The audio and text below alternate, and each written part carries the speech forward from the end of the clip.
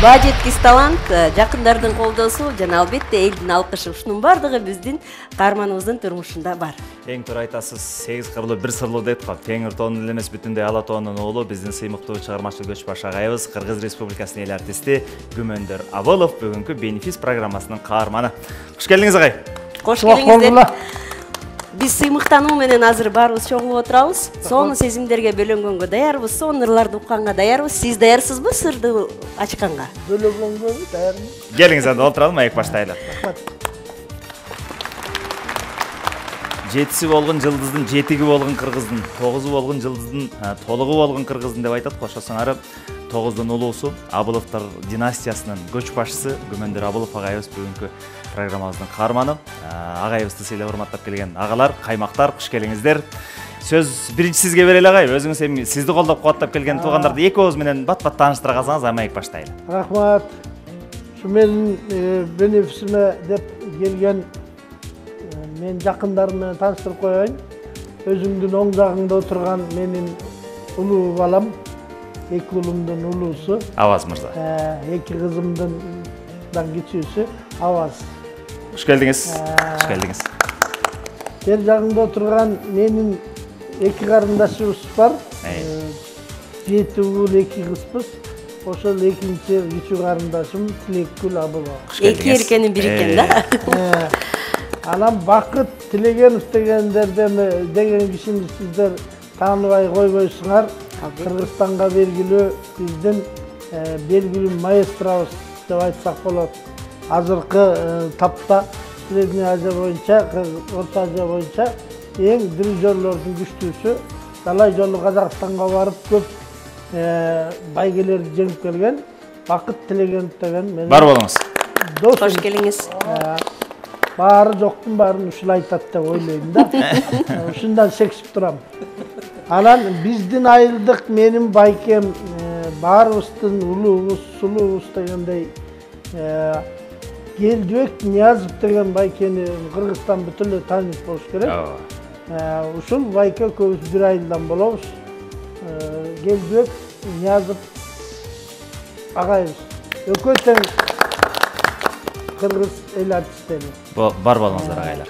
Менин сол жагымда отурган менин жубайым бүгүн мени мактайбы, кандай кылат? Мактаса, мен жакшы болсом, анда жакшы кылган ушу киши болуп билинет. Астына айтып коеюн. Жаман жагым ачылып калса, ушу кишинин күнөөсү болот деп эсептейм. Ошол киши Жамиля Султанкожоева деген атбашынын кызы. Менин жубайым 4 баламдын апасы, неберелердин чоң апасы. Басым. Андан кийинки отурган менин үзөңгүлөш досум чыгармачылыкта дагы үзөңгүлөш болуп, Мыскыл тамашаны илгери чогуу баштаганбыз. Акылбек Мураталиев деген белгилүү киши бул. Нуркан Турсунбаев байкелер болуп, Мыскыл тамашаны Гуля, Нюря болуп, Аня болуп баштаган кишилерден. Кыргыз драма театрында дагы бул киши чоң эмгек кылган. Кыргыздын эл артисти Акылбек Мураталиев. Кош келдиңиз агай. Андан кийинки отурган менин бир тууган иним, экөөбүздүн ортобузда дагы бир иним бар. Таалай деген ал айылда, бул Бакыт. Бакыт Мукул деген менин иним. Чыгармачылык жактан дагы мени оңдоп түзөп турган жагы да бар. Ини болсо дагы ушулар кеңештерин берип турат, кеңеш алып турат дегендей. Өзү кино жагына көп басым жасап, басым эле жасабак түгүл, Кыргызстанда мактанып кете алам, эч ким ала элек А класстын сыйлыгын биринчилерден болуп алган Бакыт Мукул иним. Баракелде. Андан кийинки отурган менин кыздарымдын улуусу, 4 баламдын улуусу, сулуусу Чүрөкгүл кызым. Өзү Birinci klasstan başlap Abdurayev'ti бүтүп, andan keyin konservatoriyani бүтүp, hazır ошол Abdurayev mektebinde kayra baldarga sabak beret. Atı Çürökgül Abulova деген kız. Бар балыңыз. Andan keyinki oturgan özümdün ayaşım bala kesten çoğu işledik. Irçı, men ırlarımdı aябай ырдайт болгон ырlarımды bilet. Atı Caynagül Kalçaева азыр Достор тобунда солистка. Менин ayaşım. Эми рахмат агайым. Сөзү обону Күмөндөр Абылов агабыздыкы. Досторго деп аталган музыкалык чыгармадан чогуу рахат алабыз.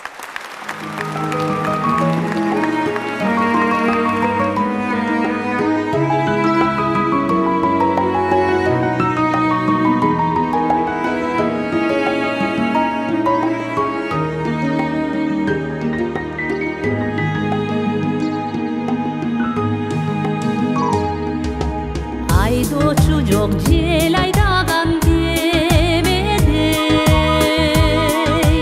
alıp uçat жүрөк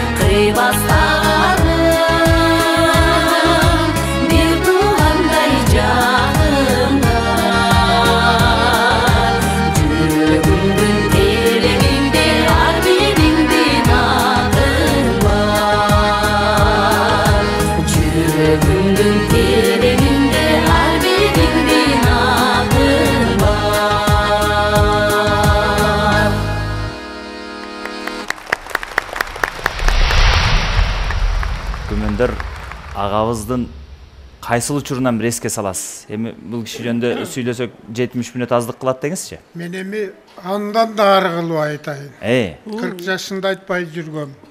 50 жашында айтпай жүргөм.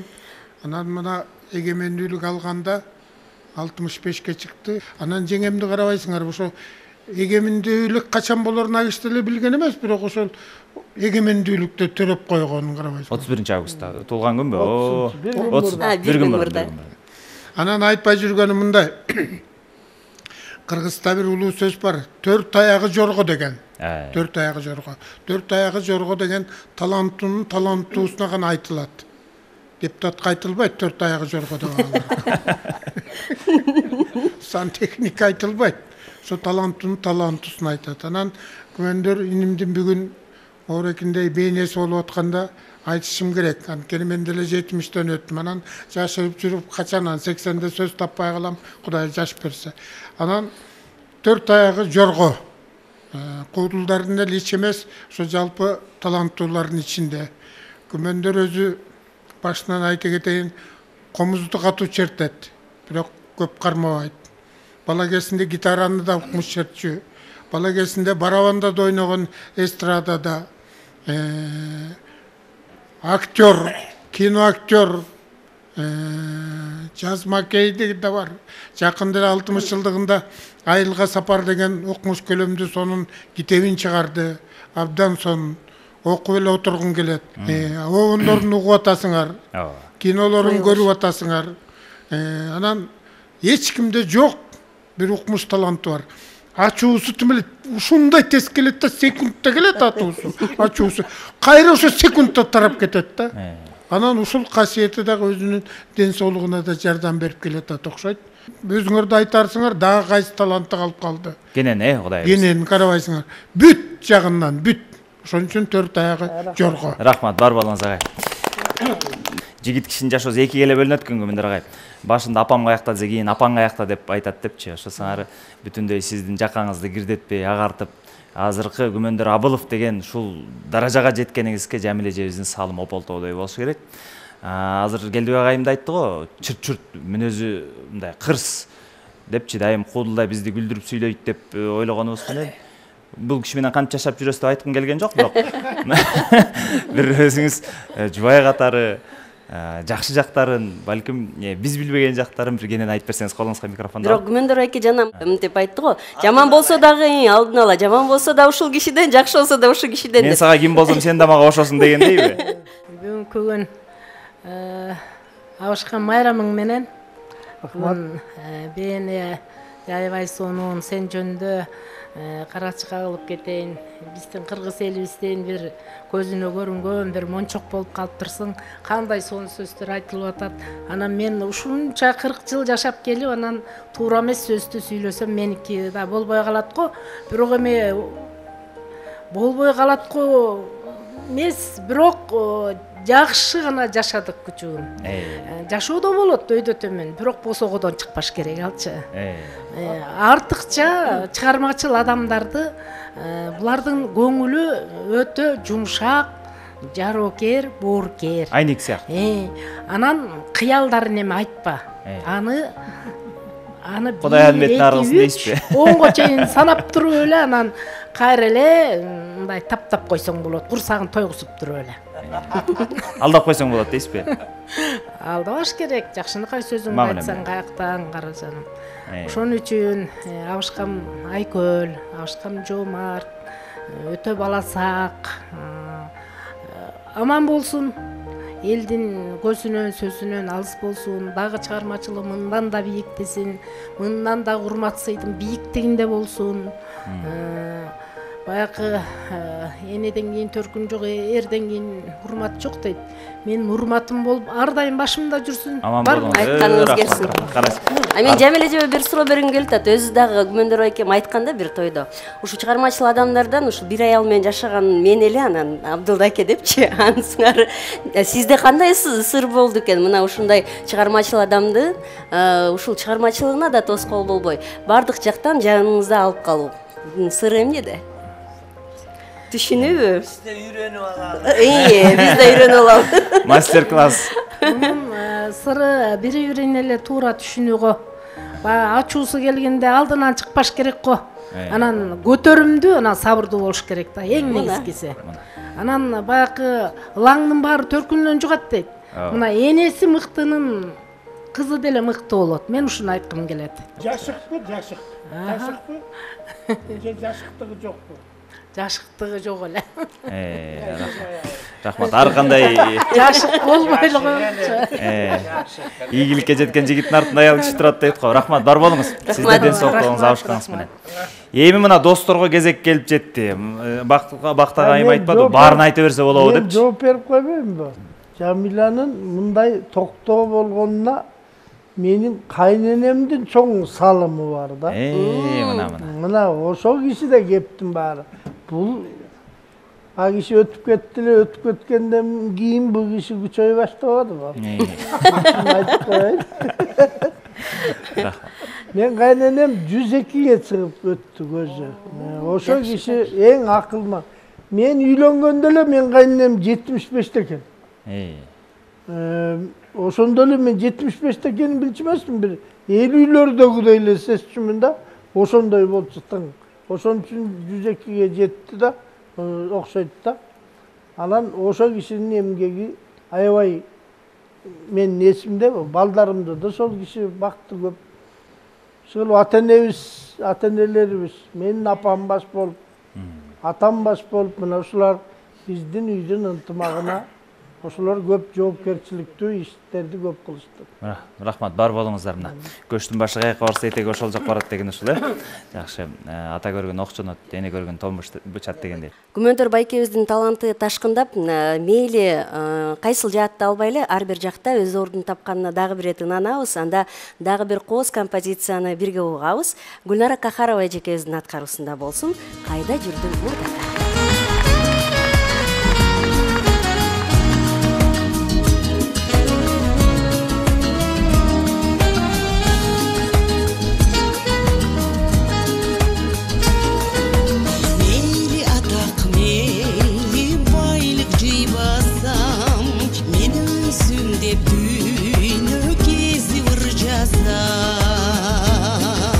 Мен деген дайра тең су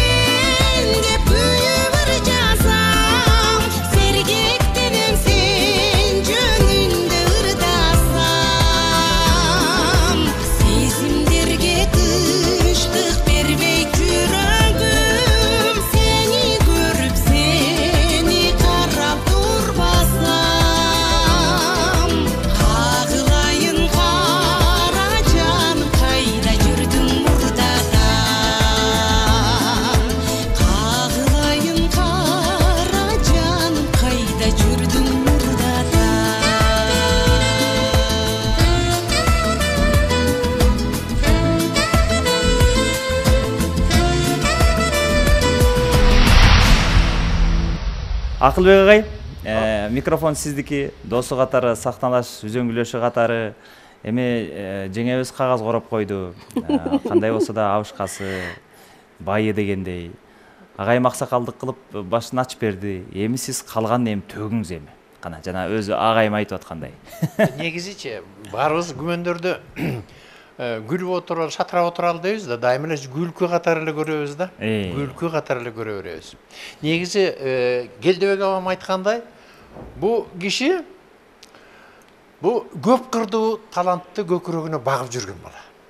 Эми аны билебиз, ырчы, чоорчу, акын, жазуучу, комузчу, чоорчу да. Спортсмени бар. Ал ошону менен катар дагы бир кыры бар. Аны көпчүлүгү билеби, билбейби. Жакында эмес, былтыр бир классташым менен жолугуп калдым. Анан жолугуп калсам бир сырын айтты. Анан мен байкап жүргөм. Эмне деген сыр экен депчи. Илгери Келдебек байке төртөөбүз мыскыл тамаша катышып жүргөндө күндө эле бир жаңы бир шым кийип келет да. Күндө бир жаңы шым кийип келет. Анан биз бир шым менен жүрөбүз, бул күндө келгенде бир шым. Анан эмне болуп кетти экен десем, бул өзү көрсө бычмачылыгы бар турбайбы? Бул билбейт экен. Мына сага. Мындай сыр эч кимде жок. Себеби дегенде бул 75-76 жылдары ШМК деген болгон да Кыргызстанда. Школа молодого колхозника деген. Булардын мектебинен 2 классты аттестатын бербей, булардын баарын чабан кылган да. Эмне деп койчу эле, студент Комсомольский бригада. Комсомольский бригада. Ошо комсомольский бригадан ошо дос айтып бербеди мага. Баарыбызга шым тигип бергенде токшоштуруп. Мынандай өнөрүн эч ким билбейт экен. Эми билип алды элдердин бардыгы. Заказ бере берсеңер болот дегендей. Негизи мындай нерсе бар да, күмөндөрдүн дайыма күлкүсү, шаңы, бирок ошонун артындачы өтө чоң мындай трагедийный адамдар гана ушундай нерсени чыгара алат да. Бул жакында чыккан китеби жөнүндө айтып отурсак, маселен, күмөндөрдү билгиңер келсе, Айыл жака саякат деген китебин окусаңар болот. Мына ошондо күмөндөрдүн ким экенин, ойчул экенин, философ экенин, көкүрөгүндөгү өксүктөр, көкүрөгүндөгү кайгы муңдар, шаңдар, өткөн бала чагы, ошолордун бардыгын көрүп, күмөндөр ушундай турбайбы деген нерсеге келесиздер. Чыны менен бул өтө чоң роман, поэма. Мындай деген ошол жерде санжыралар бар. Санжыралар айтылат. Ата-бабалардын баягы негизи кыргыз өзү жалаң санжыра менен жүргөндө, баягы муңдуу чөптүн үстүндө, булуттуу көктүн астында кыргыздын ийини көрбөдү деп, ошонун баарын сактап калган санжыра. Күмөндөр өзү куймагулак да. Ошолордун баары ушул санжыралар жазылган. Китебинде бир жеринде мынандай сөз бар. Улуулардын ташка чеккен изи бар. Урпактардын улантуучу иши ал. Ата журттун билгин келсе тарыхын, ар бир ташты айтып берер киши бар дейт. Мына ошол китебинде, ошолордун баарын, ошол жумгалда, нарында, куланакта, жанагы тоолордун, таштардын, ата-бабалардын, туугандардын, өткөндөрдүн тарыхтар, ошол жерде биздин бүгүнкү жашап аткан биздин адамдардын баягы утурумдук жашоону пир тутуп калган адамдарга өткөн улуулуктарды даңазалап айтып келет да. Ошолордун баары унут болуп калды. Ошолордун баарын бүгүн элге сөзсүз түрдө жетиш керек деп айтар элем да. Ошондуктан көбүнчө сүйлөп отурбайлы ошол китептерди урматтуу көрүүчү Айыл жака саякат деген китебин окусаңыздар, биз жөн эле айтып отурабыз, ким экенин сыртынан билип, негизи залкар, мындай залкар адам да. Азыр мындай көзөткөндөн кийин айтып берчи, азыр түрүсүндө көзүнүн барында айтайлычы, бул чындыгында эле залкар. Муну баалаш керек, муну билиш керек, тааныш керек. Тек гана куудул, тек гана обончудан сырткары дагы өтө ойчул. Терең философиялык роман. Ошондуктан айтар элем, алтын башыңа аман болсун дос. Өмүрүң узун болсун. Тиге кайненең 107-ге чыгыптыр, сен деле кайнененин кызын алгансың, сен деле ошо 100ден ашып. Каныңда бар дейсизби? Дагы аманчылык болсун. Рахмат агай. Айтканыңыз келсин. Аскат Мусабековдун аткаруусунда Сары ору болдуң сен менен деп аталган бул музыкалык чыгарманы бирге угалы.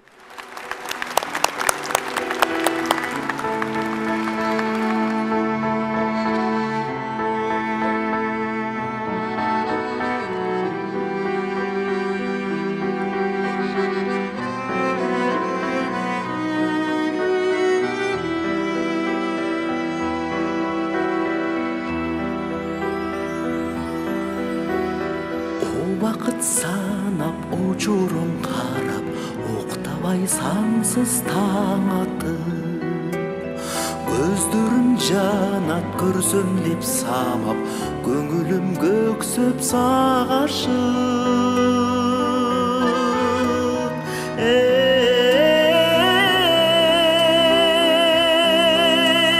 Көз жашым агат, көдөңгө тамат, көчөдө жалгыз баратып, жүрөгүм канап, жүнүм талат, жүзүңдү көрбөй адашып.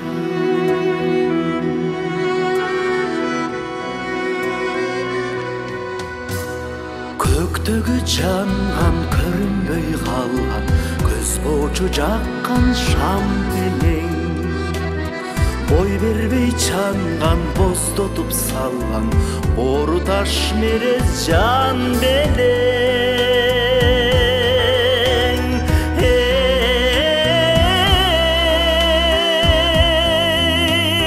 Мерчеми тайган, менде көп арман, менетим кайтпас кар белем. Жамынып арган, жай кылып алган, жашыруун жанга жар белем.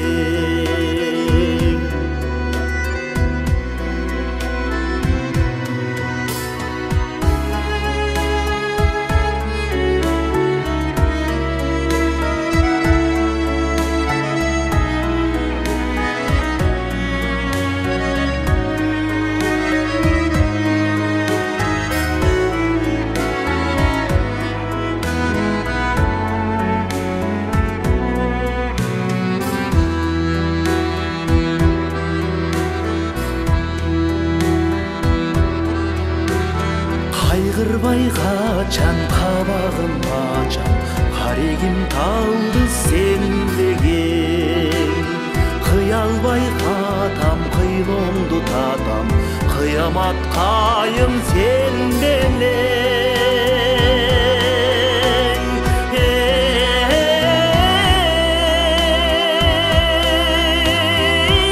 Өңүмдү назам, өзүңдү жазам, өмүрүм сенсиз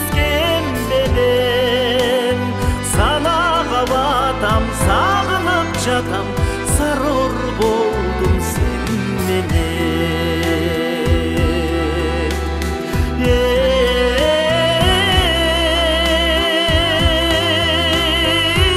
Өңүмдү назам, өзүңдү жазам, өмүрүм сенсиз кем менен. Санага батам, сагынып жатам, сарор болдум сен менен. Санага батам, сагынып жатам, сарор болдум сен менен.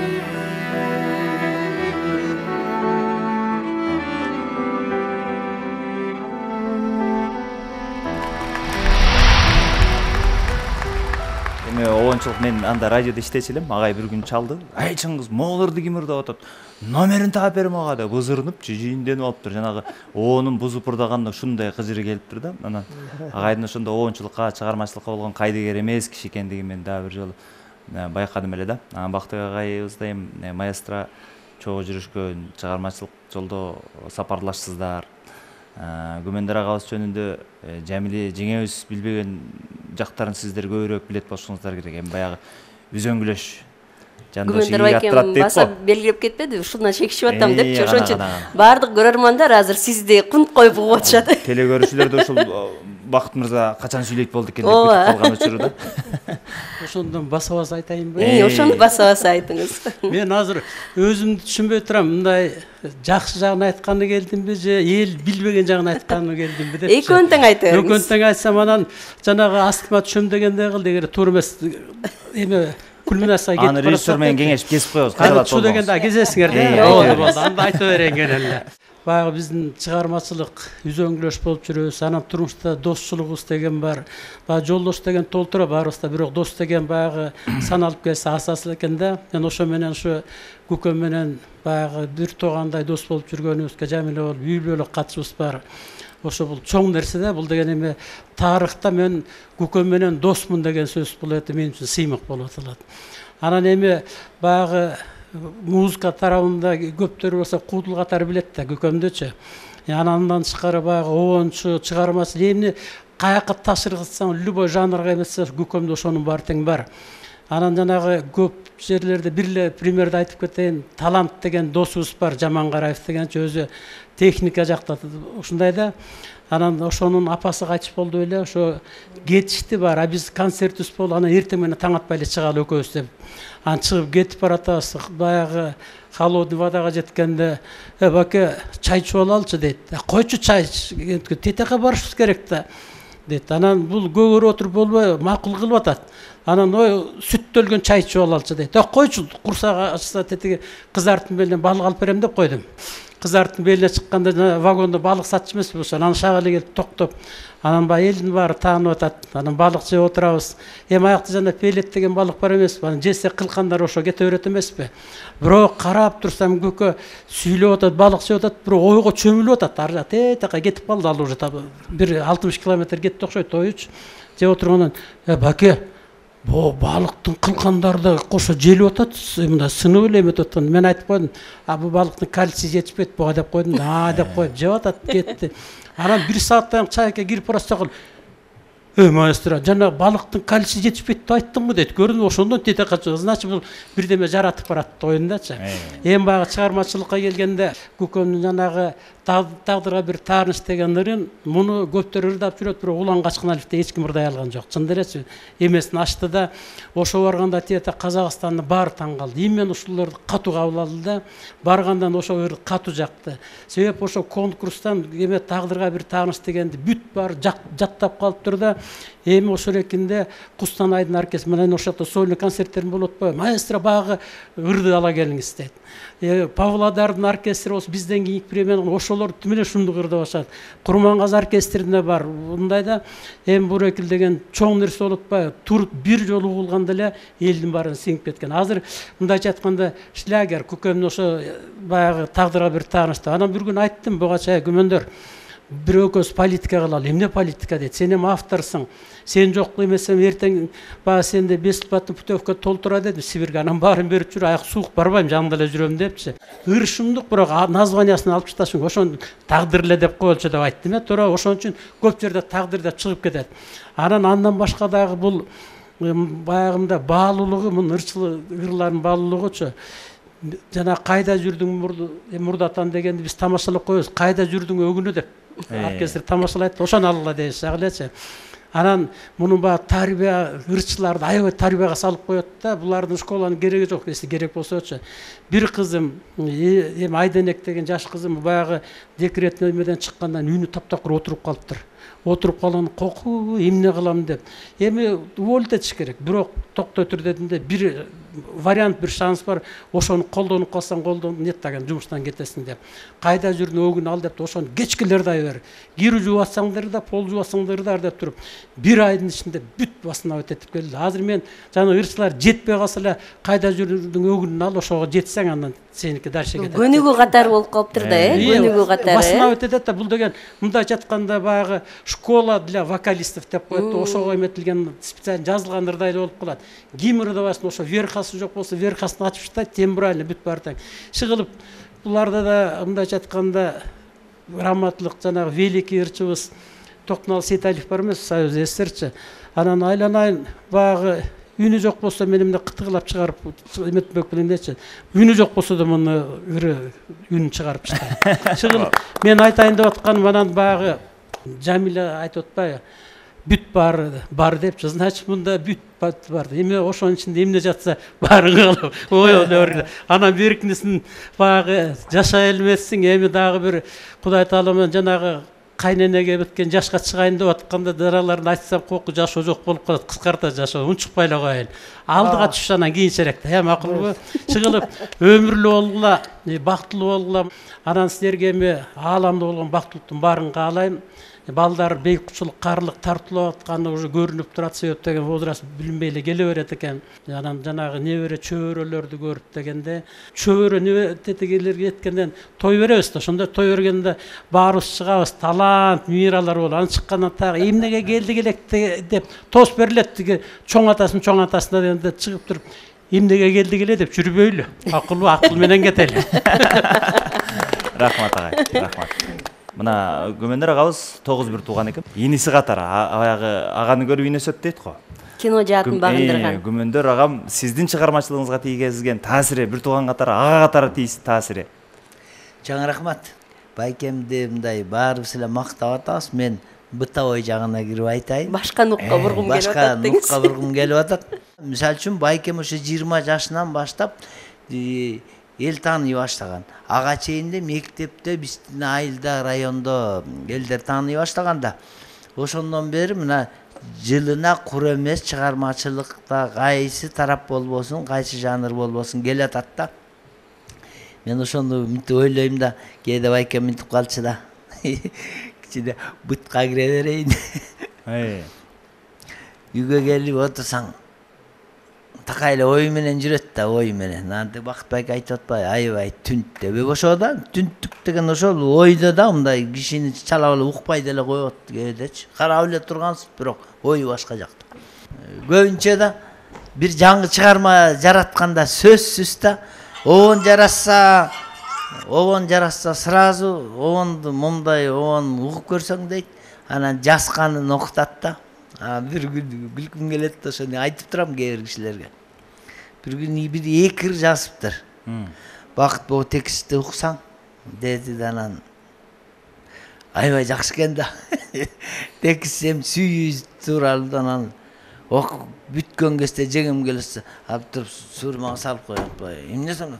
Аны окуп калып дагы кимди сүйүп калдың деп айтат депчи. Анан карабайсың, ошо жанагы кыйчалышта жазып бүтүргөн эмелер күчтүү чыгат окшойт да. Эң коюп койсоң ал гүлдар алып кетип калышы мүмкүн. Жайлоого кетип калышы мүмкүн да. Ширеси чыкпай, Анан жанагы кыйчалышта ошо эме келип атканда, адамга бир илхом келип аткан кезде мишайт этип, улам эмне эле жазып атасың деген кезде ката коюп жазган эмелер момундай чыгат окшойт. Ошон үчүн жалжалымсың, кара жаным деп. Ошо кара жаным, кайда жүрдүң мурдатам дегендерчи, мага мисалы үчүн ошолор аябай жагат да. Өзгөчө кырдаалда жазылган ырлар экен да. Жок, анан мен ошо негизи ошо улам ченем менен жеңем берип турат экен да, мындайчы дозаны. Ошон үчүн чыгарма токтобойт да. Бир барып эле бүтүп калат го кээ бир кишилер, Андан кийинкилер башка тема болуп калат. Байкемдики такай бар да, момунду кычык-мычыктан качып барып, ошого жетип, кайра сууну кечип барып жетип аткан сыяктуу да. Сканворд кылып берет экен да, Анан чыгармачылыгына ушу жеңемдин аябай чоң эмгеги бар, колдоп турат. Жеңем Байкемдин иши жок, эмне кийип кетем, эмне ичип кетем. Шыгыза чыгармачылыкка эле түз эле кете бергендей жеңем таптап турат. Жеңеме да чоң рахмат. Анан ошо Байкем ошо бир жакшынакай жанагы айылды көздөй саякат деген чоң бир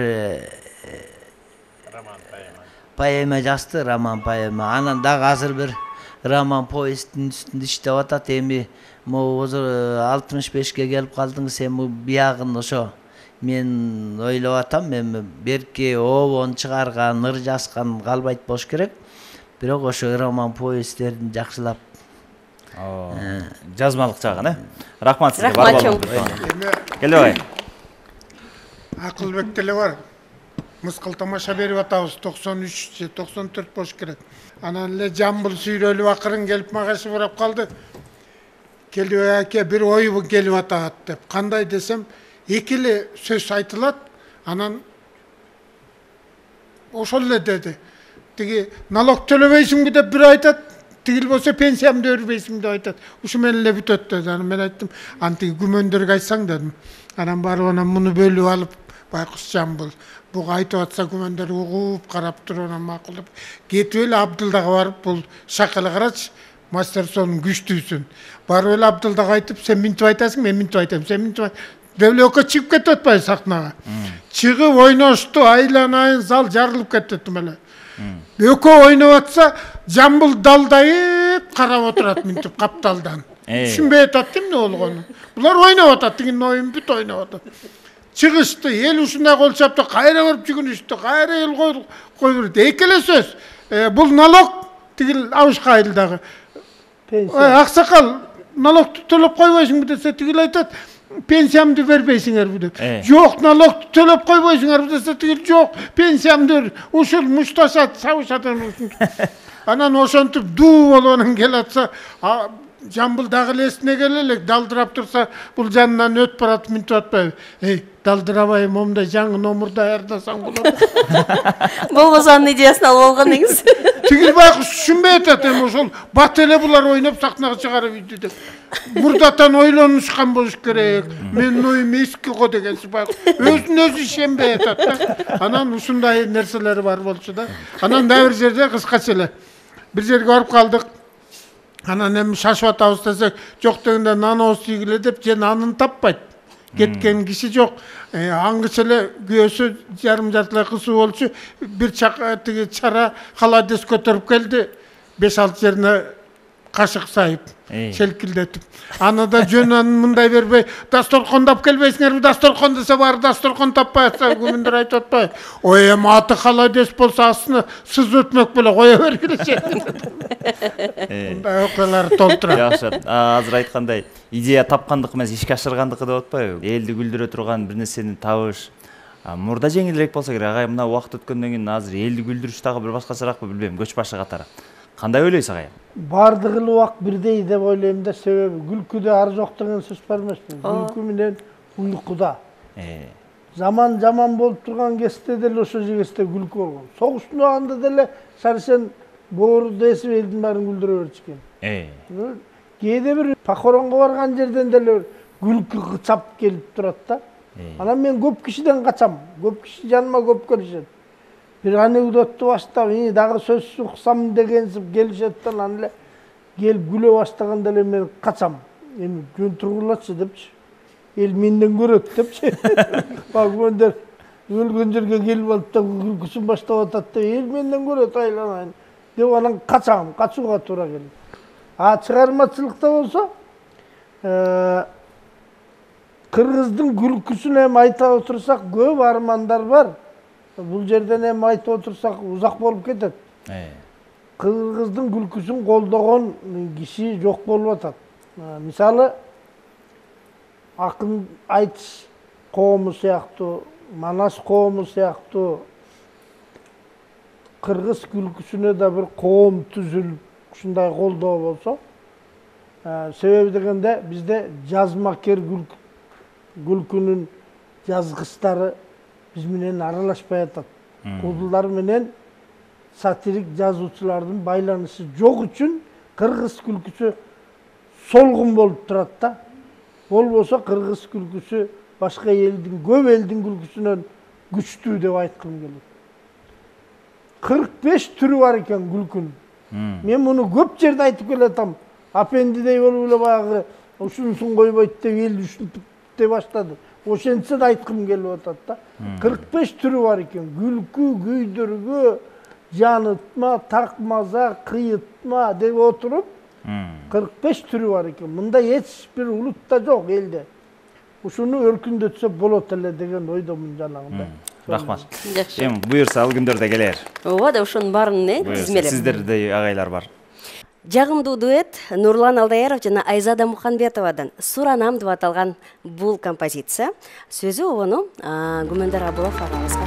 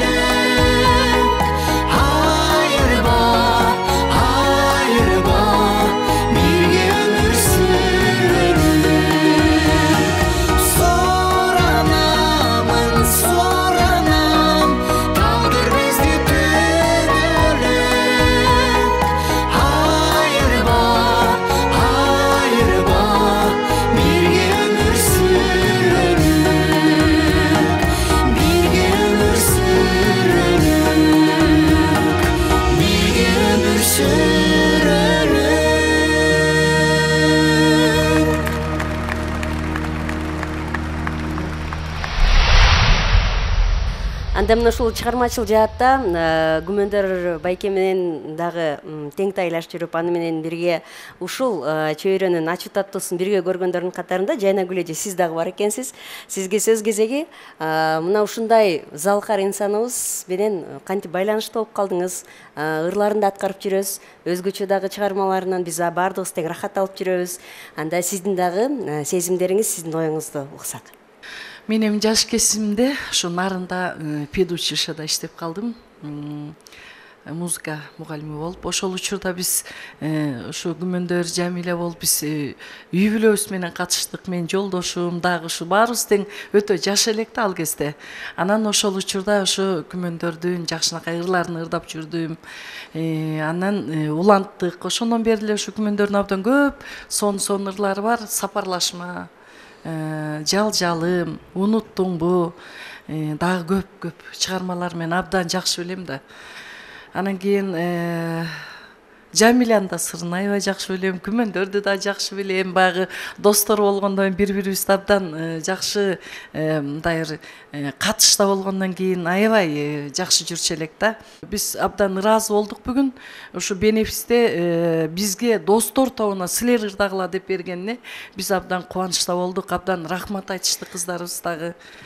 Жайнагүл эже бирок мындай ыр жагын го байкадык.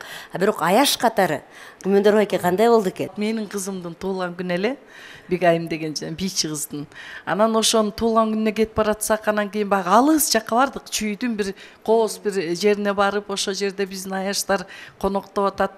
Анан ар жактан бир толтура элдер келип алып, Күмөндөргө келип алып, ай күлдүрүп койчу десе, бул аябай айтып атабыз го, аябай серьезный да. Мындай жашоодо аяштар менен отурганда болобу, бардык жакта Күмөндөр өтө скромный. Анан ошолор келип алып Күмөндөр бизди күлдүр деп кыйнайт да. Күмөндөр урушту акыры. Уруша кетип, анан кийин күлдүрбөйм деп урушкан эсимде. Эл аябай күтүп алса да. Аябай күтүп алып, анча багы майрамдап алган эл, Күмөндөргө жакпай атат элдердин ичип алып келип сүйлөп аткандары. Балким жакшынакай отуруп бир жерден күлдүрсө болмок, бирок күлдүр дейт да. Анан кийин эми Жамиля досум кандай аял? Ушу Күмөндөрдөй залкардын аялы ушу Жамилядай аял болуш керек деп ойлойм да. Жамиля мынча кармабаганда мындан да көп чыкмак да бар. Анан кийин ошо Жамиля айткандай ушу Күмөндөрдүн аябай баласы экен да, аябай жакшы билем да. Анан кийин ошо үй бүлөсүндө балдарын, азыркы учурда ушундай бир неберелерине жалынып сүйлөп тургандарын көрөбүз. Ал өзүнчө чыгарма деңиз эркелеген. Чыгарма аябай ошо. Силерге эми чыгармачылык ийгилик мындан ары көп жашаңыздар. Кудайым буюрса ырчылар үчүн бир сандык сонун ырларынын баягы анча-мынчасы ачылып атат да. Ошол ырлардын баары түгөнгөнчө, ошол ырдын баарын эл ырдаганча Күмөндөр жаша дегим келет да. Айтканыңыз келсин. Колганбашма, аман болуңуздар. Чоң рахмат. Эми бир бооруң бар болсо, сөзсүз түрдө баягы жашоодо сен кандай кыйынчылык болбосун, сага арка жөлөк болгон бир тууганың бары, бул чоң бир өбөлгө болуш керек ушу жашоону улантууга. Анда азыр бир тууганы бул жакта Тилекгүл Абылова бизде конокто. Анда Тилекгүл ага катары Күмөндөр байкебиз кандай болду экен? Ага катары ушу Күмөндөр байкем биздин үйдүн эң улуусу катары, бизге ата катары дагы байкем жана айтылып атпайбы, баласы ак деп. Бизди деле ошо өз баласындай эркелетип эле өстүрдү. Андан сырткары байкемдин көз карашынан эле байкап турабыз кандай жакшы, жактуу, маанайы кандай экен. Жанагы ырларды албетте байкем менен. Сөзү Кыялбек Курманбетовдуку, ону Күмөндөр Абылов агабыздыкы. Агаларым деп аталат бул музыкалык чыгарма. Анда ошо агаларынан үлгү алган Кубаныч Ажыбаевдин аткаруусунда бул чыгарманы бирге угабыз.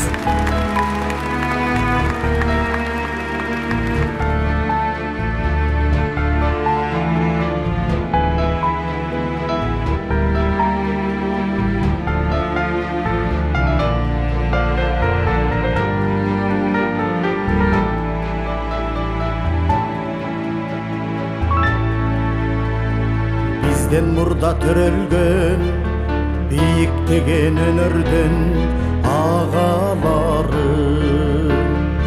Örgüstüm silerdi Көңіл нұрға шірелді ağalarım Мелжеп алыс өкчөдүн Мектебиңден өткөнмүн ağalarım Жалын болуп эл үчүн жан дилимди беришин Барыңардын жемишин ağalarım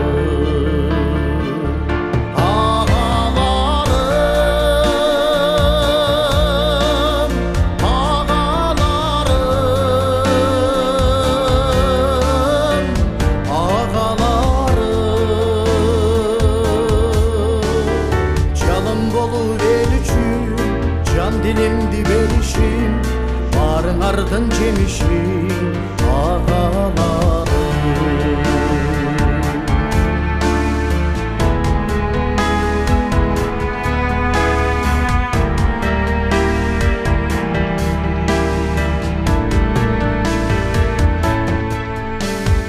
Büyüt salıp attıgin, gündöy güyüp attıgin, ağalarım.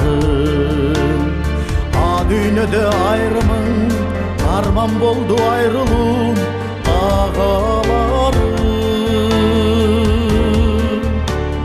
Tentegimdi tezgegen, estülügüm eskerim, ağalarım. Örgö çapkan özbelen, örnögüңөр bizgeden, öçpöysüңөр tizmeden, ağalarım.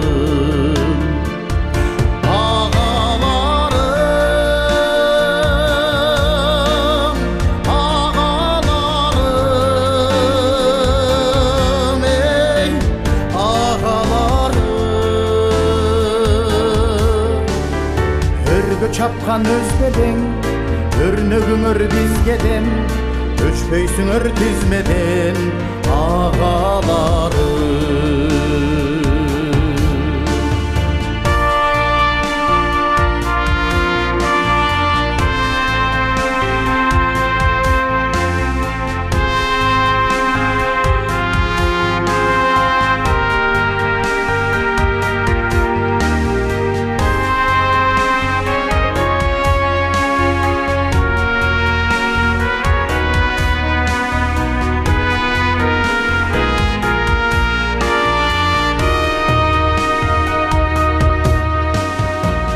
Bilbegенди bilgizgen, bir batasın kiygizgen, ağalarım. Sınыңарга толдум бу, ырысыңар болдум бу, ağalarım. Arkаңардан келемин, ар намыска желегим, ağalarım. Камбакайга барабар, Hasiyetli ağalar, azaybaсын narаңар, ağalarım. Ağalarım, ağalarım,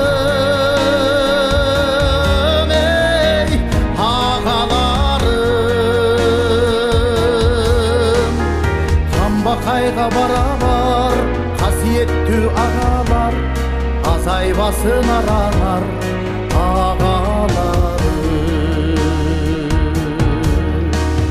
Күзгү болуp каранар, түркүк болуp таяnar, бар болгула ağalar, ağalarım. Бар болгула ağalar, ağalarım.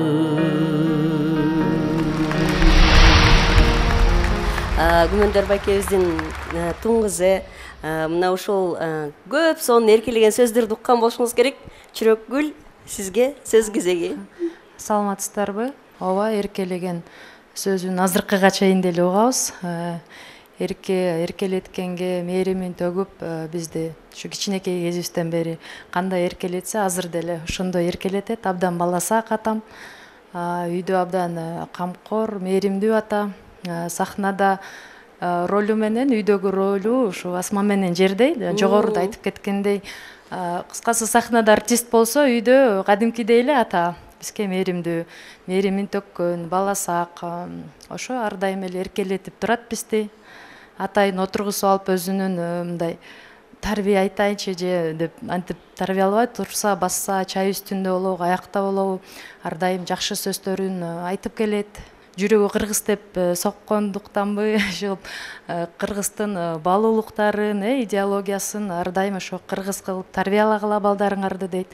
Кыргызча өстүргүлө, кыргызча сүйлөсүн, кыргыз мектепке бергиле деп ар дайым ошо кичинекей кезибизден бери айтып келген. Ошо мен атамдын оюна кошулам. Менимче ошо тарбияны кыргызча берип, ал эми ошо билимди ар кайсы тилдерди үйрөтүп, эми билим бере берсе болот да. Кандай сонун, Ооба. Чүрөккүл, мисалы үчүн Күмөндөр агабыз баягы куудулдук образдар жаратат атпайбы сахнада? Ошону алдын ала сиздер көрчү элеңиздер же ошол эл катары эле концерттерден байкачу элеңиздер? Жок, мына ушул күнгө чейин ишенсеңиздер ушинтип бир дагы жолу ушу сатира ошондой интермедиа болобу, монолог болобу, ошентип ушуну аткарышым керек же ушуну жазышым керек дегени бир да жолу көргөн эмеспиз. Огон жаратып калганын, аккордеон чертип калганын көрөбүз, огондордун көбүнчө. Ал эми антип ал ичинде жашаса керек деп ойлойм да. Үйдөн жогоруда тиги агайлар, байкелер айткандай түнт абдан олуттуу мындай аябай эме киши да, сүрдөп да кетесиң да, сүрдү. Атамдын көзүнчө кандай десем мындай бардык темада эле мынтип жалжактап мынтип сүйлөшө албайбыз да, мындай. Ошол эле учурда баласак, эркинбиз, бирок мындай кандайдыр бир эме бар да. Ар дайым атамдан эметип турабыз да. Кыскасы сүрдөп турабыз. Учурдан пайдаланып атам менен мамам экөөнө рахмат айткым келет. Бизди ошентип өстүрүп, силердин балаңар болгонубузга, кызыңар болгонубузга абдан сыймыктанабыз. Ушундай залкар адамдын кызы болгонума мен абдан сыймыктанам. Ден соолукта болуңуз, атам ушундай чыгармачылык ийгиликтер жарата берсин. Албетте атамдын ушундай мактап кеткендей жогоруда кызы болгонго абдан сыймыктанам. Мамам экөөнү ар дайым ден соолук каалайм. Экөөңүздөргө өмүрүңүздөр узун болсун. Биздин сый урматыбызды көрүп, элдин бийик даражадагы сый урматында болуп, ар дайым жүрө бериңиздер. Айтканыңыз келсин. Ошо. Дагы рахмат, сонун сөздөр. Ал эми бул жерде дагы абас отурат, биздин Күмөндөр байкебиздин уулу. Баягы уулу балага көбүрөөк талап коет го ата.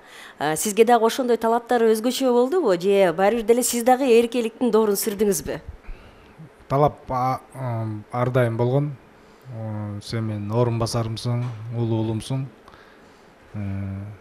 Мен орун басар дегенде баардык нерсеге экинчи орун басам катары жоопкерчиликтүү болосуң деп. Ошого жараша мен да ошо жоопкерчиликти сезип жүрөм постоянно. Ар дайым. Ошо атам мен да сыймыктанам. Сиздер үчүн ошондо атаңыз баягы ата эркелеткен адам, ал эми сын пикир айткан, урушкан адам апа болуп калды да, Жамиле эжем бул жерде мындай ортодо эле жаман көрүнүп калган жокпу? Жок, атам билбейм, бирок бизге балдарына аябай эле строгий болчу. Талап көп койчу. Им тарбия жагынанчы. Анткени кичинекейибизде биз может сезген эмеспиз балким. Бирок кийин чоңоюп баштаганда уже сезип баштадык да, анткени тем более азыр мен да балдарым бар. Ошо Кудайга шүгүр азыркы жашоодо баарыбыз өз ордубуз менен жүрөбүз. Анча мынча жаман нерселерден алыспыз дегендей. Ошо балким ошо жакшы болгон да. Балким эмес, эми жакшы да. Жакшы элебиз деңиз. Жакшыбыз, Кудайга шүгүр. Ошо. Кыргыз Республикасынын эл артисти Майрам Дүйшекеева эжекебиздин аткаруусундагы бул музыкалык композиция Бакыт дайрасы деп аталат. Сөзү Табылды Актановдуку, обону Күмөндөр Абылов агабызга таандык.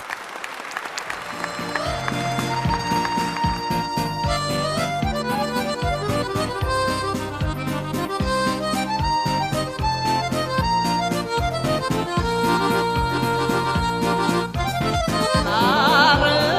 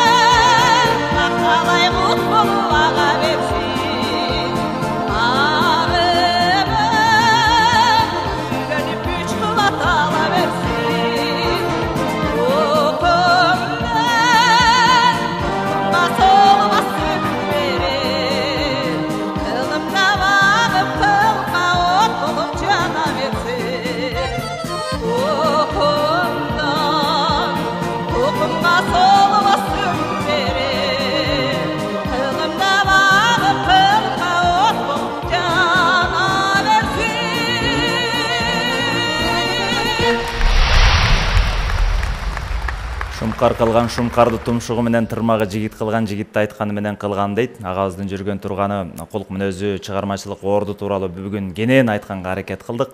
Агайыбыз үй бүлөсү үчүн эле эмес, бүтүндөй чыгармачылык бизге окшогон ини карындаштар үчүн да көч башы. Зоолоңуз бийиктеп агай, ден соолукта болуп, күч кубаттын ушул төбөсүндө, төрүндө жүрө бериңиз. Бар болуңуз. Бар болуңуз. Көп жашаңыз. Рахмат.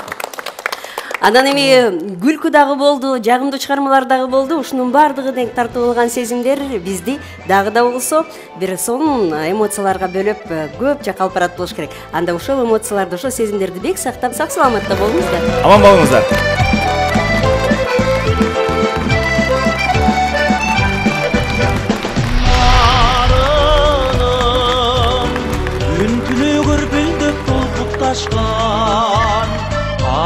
Ağımım